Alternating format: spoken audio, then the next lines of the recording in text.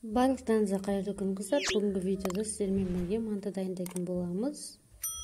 Тестосы өте жұмсақ және де сулы, әдемі болып шығатын мантының рецептісін бөлісетін боламын.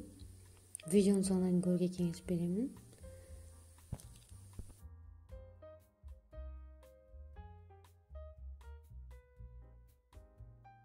Ең алдымен қыздар ерітуден өткізген ұнымыздың ішіне осындай жылы суымыздың ішіне аздап тұз және де сұйық май салып қамыр илеп аламыз. Жұмсақтау қамыр илейміз. Дайын болған қамырымыз 15 минуттай демалғаннан соң салмасын дайындаймыз. Ол үшін пиязды осылай ұсақтап турап фаршпен араластырамыз.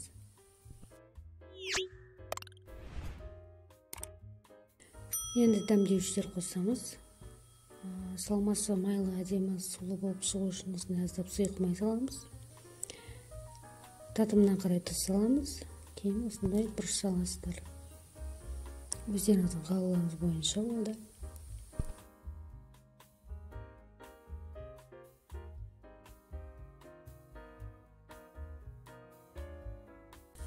Фаршымызды араластырып болған соң, енді дайын болған қамырымызды осылай бөліктерге бөліп, бірдей етіп бөліп, қамыр жайып аламыз.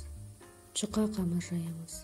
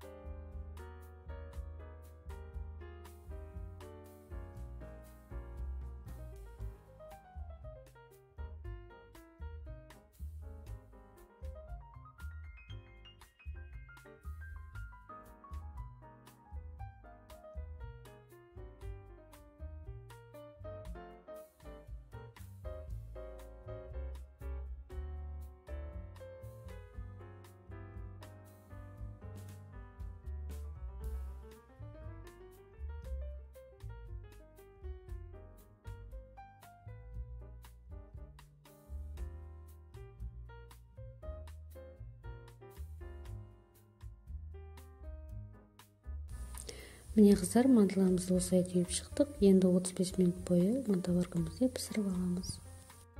Міне қыздар, біздің мантыларымыз осылай болып пісіп шықты. Видеоның соңына дейін көргендеріңізге рахмет.